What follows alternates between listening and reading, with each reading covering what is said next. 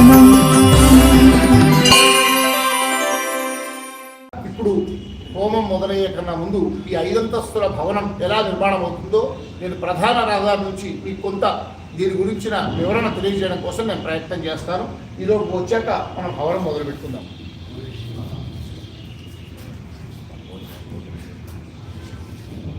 ఇప్పుడు మనం సత్సంగ భవనంలో ఉన్నాము. ఇదంతా ఈ పూజా కార్యక్రమాలు ఉన్నాయో 2 సంవత్సరాల పాటు ఇక్కడ గంగా పుష్కరాలు జరిగినన్ని ఆరంభమైనప్పటి నుంచి అంత్యపుష్కరాయినాక మరొక సంవత్సరం దాకా ఇదే ప్రాంగణంలో తాత్కాలిక భవనాన్ని ఏర్పాటు చేసి కుంభమేళా తర్వాత పుష్కరాల నుంచి కుంభమేళా దాకా విశేషంగా 1,00,000 మందికి మడితో అన్నదానం ఏర్పాటు చేసినటువంటి పవిత్ర స్థలం ఇది. ఇక్కడ ఎంతోమంది అహితాత్ములకు వాళ్లకు స్వహస్తంతో వారు భోజనం చేసుకున్నారు. యతీశ్వరులు ఎంతోమందికి భిక్ష ఏర్పాటు చేశాము ఇక్కడే. ఇంకా వైశ్వదేవంతో స్వహస్తం వారు ఏర్పాటు చేశాము.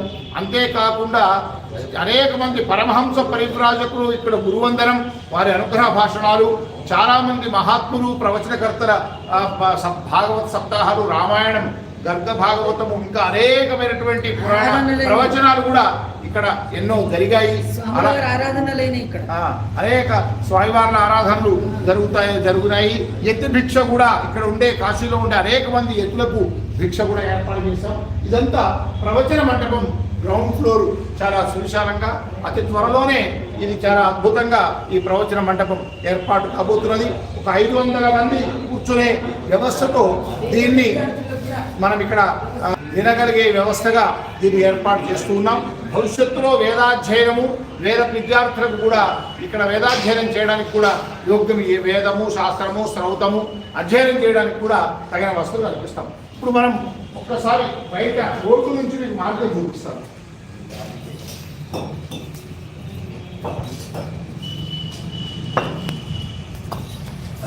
ఇప్పుడు మనం బయటకు వస్తున్నాము. ప్రధాన రహదారి సోనార్పుర చౌరస్తా అంటాము. ఈ సోనార్పుర చౌరస్తా క్షీర్సాగర్ స్వీట్ హౌస్, ఈ సోనార్పుర నుంచి అతి దగ్గరగా ఈ బ్రహ్మసభలో ఉంది. 2వ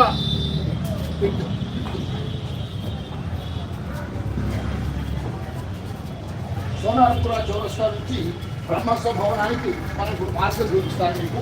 ఒకసారి ఇదే మార్గం.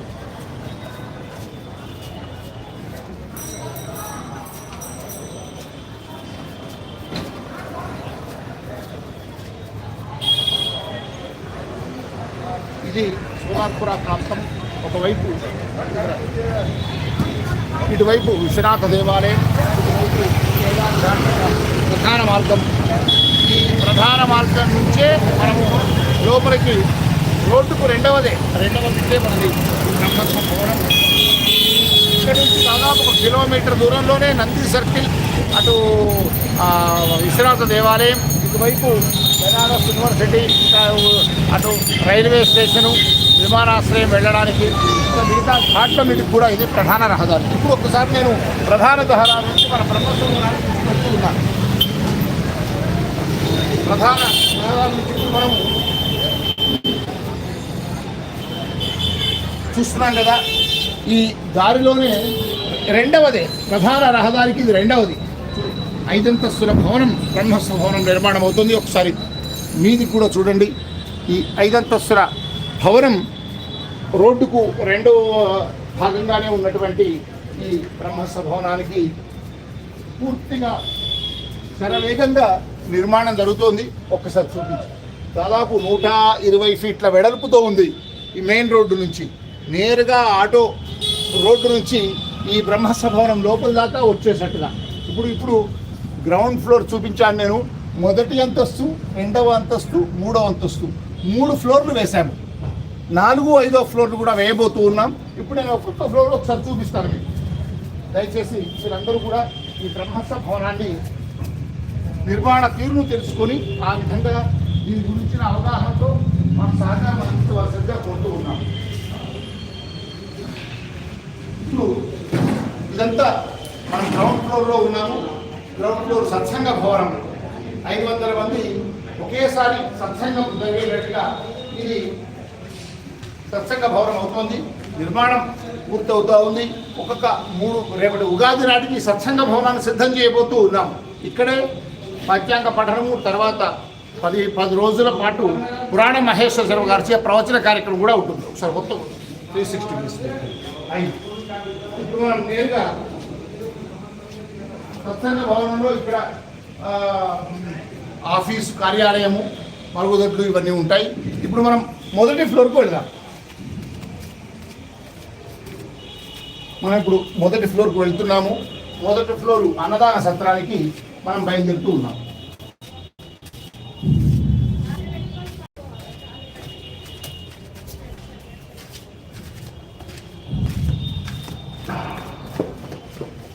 బ్రహ్మస్థ భవనంలో కిందిది సత్సంగ భవనం అయితే మొదటి అంతస్తు అన్నదాన సత్రం.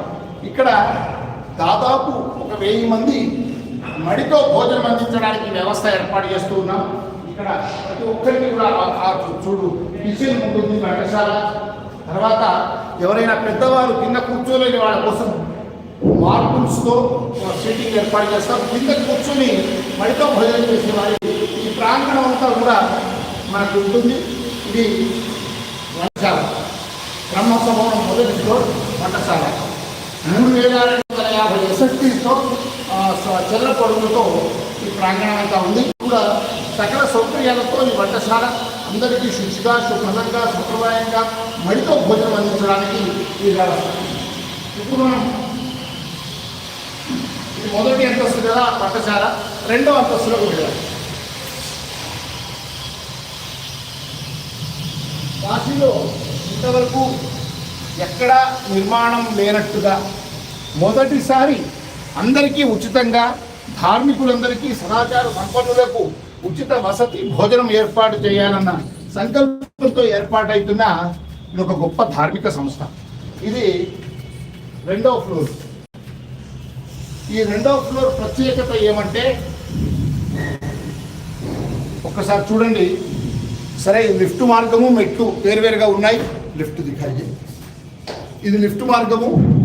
మెట్ల మార్గం పక్కన ఇందులో ఒక 50 మంది, ఇప్పుడు ఒక హాల్ ఇది. ఈ హాల్ లాంటివి 2 హాల్స్ వస్తాయి.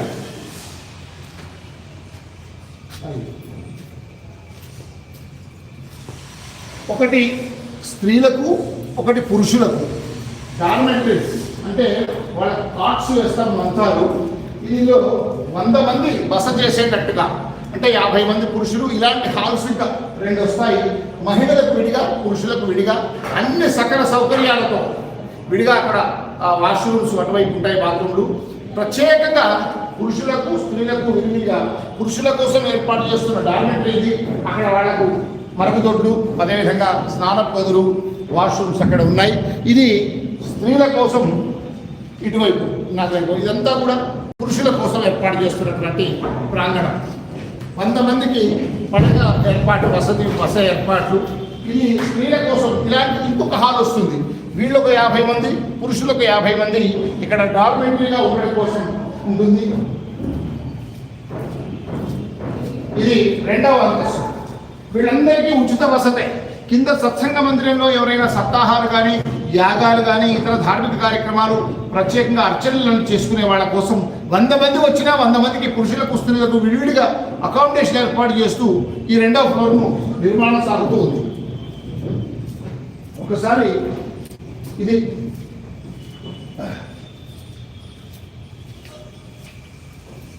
మహిళల కోసం ఏర్పాటు చేసిన ఒకసారి చూడండి. ఇది ఇలాంటి హాల్ ఇంకొకటి కూడా వస్తుంది వాళ్ళకి సెపరేట్గా. ఇక్కడ వాళ్ళకు వాష్రూమ్స్ ఇటువైపు ఉంటాయి, ఇటు పక్కకు కూడా వస్తాయి. ఇది ప్రత్యేకంగా మహిళల కోసం ఏర్పాటు చేస్తున్నా. ఈ 2వ ఫ్లోర్ అంతా 100 మంది ఏదైనా ధార్మిక కార్యక్రమాల కోసం వచ్చే వాళ్ళ కోసం పడుకోవడానికి స్త్రీలకు, పురుషులకు విడివిడిగా ఏర్పాటు చేస్తున్న డార్మిటరీస్. ఇప్పుడు మనం 3వ అంతస్తు వెళ్తున్నాం. 3వ అంతస్తు, 4వ అంతస్తు ఒకే విధంగా ఉంటాయి.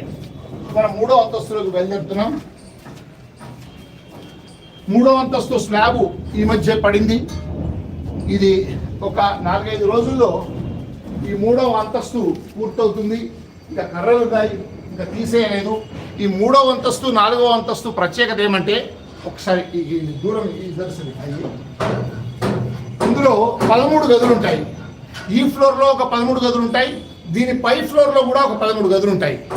ఇది 3, 4 అంతస్తులు. ఈ 26 గదులు ఎవరైనా వదాన్యులు విరాళాలు ఇచ్చే వాళ్ళ కోసం ఏర్పాటు చేస్తున్నటువంటి గదులు. 1,00,000 రూపాయలు ఎవరైనా వదాన్యత ప్రకటించిన వారికి సంవత్సరంలో 3 రోజులు ఉచితంగా ఇవ్వాలని, 5 లక్షలు ఇచ్చిన వాళ్ళకి 15 రోజులు వాళ్ళకు ఉచితంగా ఇవ్వాలని, అదేవిధంగా 10 లక్షలు ఇచ్చిన వాళ్లకు నెల రోజులు ఉచితంగా ఇవ్వాలని సంకల్పం చేశాం. ఈ 3వ ఫ్లోరు 4వ ఫ్లోరు కొద్ది రోజుల్లోనే 4వ ఫ్లోర్ కూడా స్లాబ్ పడబోతోంది. ఆ తర్వాత 5వ ఫ్లోర్ కూడా స్లాబ్ పడుతుంది. ఒకసారి ఓపెన్గా, ఎందుకంటే ఇప్పుడిప్పుడే స్లాబ్ కోసం ఏర్పాట్లు జరుగుతున్నాయి, సెంటరింగ్ పని కూడా జరుగుతోంది. ఇది 4వ ఫ్లోర్ చూస్తున్నాం కదా, చకచక 4వ ఫ్లోర్ కూడా పనులు సాగుతూ ఉన్నాయి. 4వ ఫ్లోర్కు ఏర్పాట్లు కూడా జరుగుతూ ఉన్నాయి. 3వ ఫ్లోర్లో 4వ ఫ్లోర్లో 2 ఫ్లోర్లలో కూడా 26 గదులు ఉంటాయి. 26 గదులు కూడా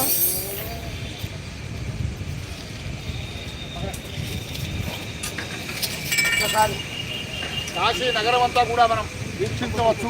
అక్కడ గంగా నది కూడా ఒక పక్కనే మనకి ఇక్కడ నుంచి కనిపిస్తుంది. అక్కడ నుంచి గంగా పరివాహక ప్రాంతం కూడా మనకు కనిపిస్తుంది. గంగా నదికి పక్కన కేదార్ ఘాట్కు సమీపంలో మనం ఈ అద్భుతమైనటువంటి ఈ భవన నిర్మాణం సాగుతోంది. మెయిన్ రోడ్డు రహదారి కనిపిస్తుంది కదా, రహదారికి పక్కనే మెయిన్ రోడ్డుకు పక్కనే రెండవది. ఈ 4వ ఫ్లోర్లో కూడా 13 గదులు ఉంటాయి. 3వ ఫ్లోర్లో 13 గదులు ఉంటాయి. మళ్ళీ ఇదే 5వ ఫ్లోరు, ఇది చాలా ముఖ్యమైనది.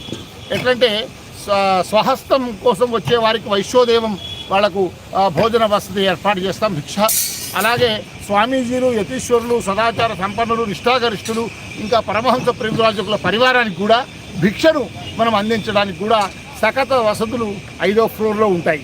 మళ్ళీ 6వ ఫ్లోర్లో కూడా ఇలాంటి ఓపెన్ దాంట్లో ఒక తాత్కాలిక షెడ్ వేసి దాంట్లో అనుష్ఠానము, తపస్సు ఇవన్నీ చేసుకునే విధంగా ఏర్పాటు చేస్తున్నాం.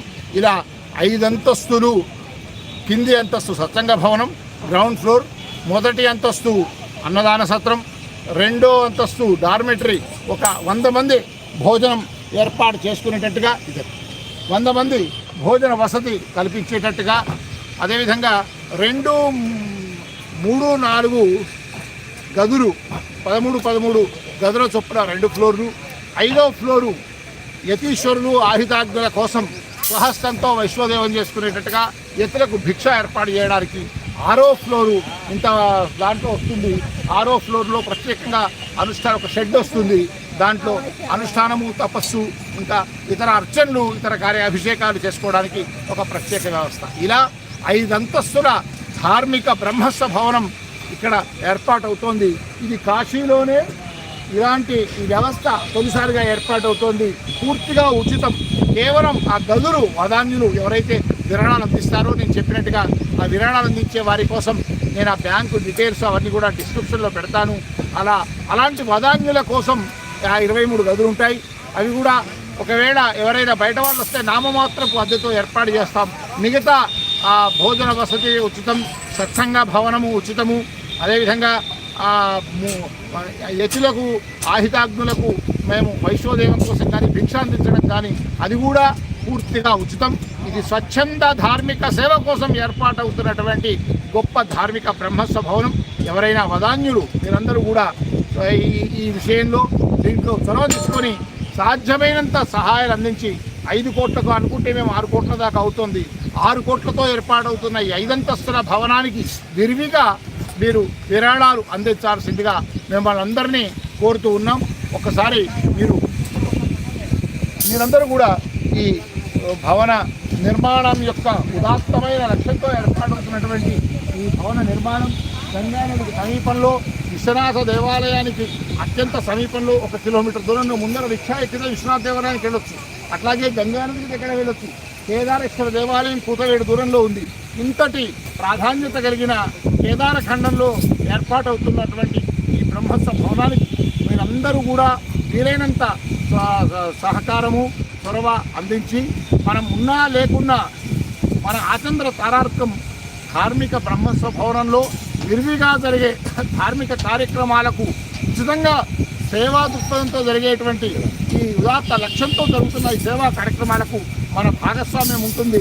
మనం కాశీలో ఏదో సాధించలేని పుణ్యాన్ని దీనివల్ల విశ్వనాథుని అన్నపూర్ణ విశాలాక్ష సమేత విశ్వనాథుని అనుగ్రహంతో పొందబోతున్నాం కనుక మీరందరూ కూడా దీని విషయంలో మీరు చొరవ తీసుకొని మీరు పూర్తిగా ఈ బ్రహ్మస్వ భవనం యొక్క నిర్మాణానికి భాగస్వాములై సంపూర్ణంగా మీ యొక్క చేయూతను అందించాలని, సహకారాన్ని అందించాలని 6 కోట్ల దాకా ప్రణాళిక వ్యయం అవుతోంది. 5 కోట్లు అనుకున్నాం, 6 కోట్ల దాకా వెళుతోంది. ఇంకా 4వ అంతస్తుకు సిద్ధమవుతోంది స్లాబ్. 4, 5 ఇంకా 6వ స్లాబ్ పడ్డాక అన్ని అంతస్తులు పూర్తవుతాయి కనుక మీరందరూ ఈ భవన నిర్మాణంలో భాగస్వాములు కావాలని కోరుతున్నాం. ఒకసారి మళ్ళీ కిందికి వెళ్ళి ఆ హోమ కార్యక్రమానికి వెళదాం. హర హర శంభో గిరిజాబంధో శివ శివ శంకర భూతపతే. మళ్ళీ మనం ఇప్పుడు 4వ ఫ్లోర్లోంచి కిందికి దిగుతూ ఉన్నాం. 3వ ఫ్లోర్ ఈ మధ్య స్లాబ్ పూర్తయి ఆ కర్రలు కూడా తీసేస్తారు, సెంట్రింగ్ కర్రలు. హర హర శంభో గిరిజాబంధో శివ శివ శంకర భూతపతే. काशीपते वाराणसीपते गंगा जटाजूट गौरीपते. काशीपते वाराणसीपते गंगा जटाजूट गौरीपते. हर हर शंभो गिरिजाबंधो शिव शिव शंकर भूतपते. गिरीश महा जलधेरस्मन् उत्तर दीन जला हर हर शंभो गिरिजाबंधो शिव शिव शंकर भूतपते. शिव शिव शंकर भूतपते. शिव शिव शंकर भूतपते. మళ్ళీ అన్నదాన సత్రంలోకి వచ్చాం. గ్రౌండ్ ఫ్లోర్ రేపు ప్రవచనాలు జరుగుతున్నా, అదేవిధంగా కింద ఏ కార్యక్రమాలు జరిగినా ఇక్కడే భోజన వసతి ఏర్పాటు చేయబోతున్నాం. ఆ ఉగాది నుంచి కూడా ఇది కూడా క్రమక్రమంగా ఒక దశల వారీగా అన్నదాన సత్రాన్ని కూడా మనం ఏర్పాటు చేసుకుని పూర్తి చేస్తాం. మళ్ళీ గ్రౌండ్ ఫ్లోర్లోకి సత్సంగ భవనానికి మనం బయలుదేరుతూ ఉన్నాం. హర హర శంభో గిరిజాబంధో శివ శివ శంకర ఓ గిరిజాబంధో శంకర భూతపతే. काशीपते वाराणसीपते काशीपते वाराणसीपते गंगा जटाजूट गौरीपते. गंगा जटाजूट गौरीपते. शंभो गिरिजाबंधो शिव शिव शंकर भूतपते. शिव शिव शंकर भूतपते. गिरिश महावज्रलधेरस्मा गिरिश जलधेरस्मा उद्धरदीन कृपागलधे. उद्धरदीन कृपागलधे. అదే వీళ్ళందరూ కూడా బ్రహ్మస్వ భవనానికి యథోచితంగా మా గురువు గారు బ్రహ్మానంద స్వామి వారి సంకల్పం, జగద్గురు దక్షిణాంనాయ శృంగేరి శారదాపీఠం జగద్గురు శ్రీ శ్రీ శ్రీ భారతీయ మహాసన్నిధానం వారి ఆశీర్వానుగ్రహంతో కనకమల సంజాతులైన విశేఖర భారతీ స్వామి వారు స్వయంగా ఇక్కడ శిలాన్యాసం చేసినటువంటి ఈ పవిత్ర ప్రాంగణంలో వచ్చే సంవత్సరం ఉగాదిలోగా దీని ఉద్ఘాటన స్వామివారినే చేయమని కూడా ప్రార్థించాం. మీరందరూ కూడా ఈ పవిత్ర కార్యక్రమంలో భాగస్వాములు కావాలని సవినయంగా కోరుతూ ఉన్నాం. హర నమ పార్వతీపతయే. హర హర మహాదేవ. హర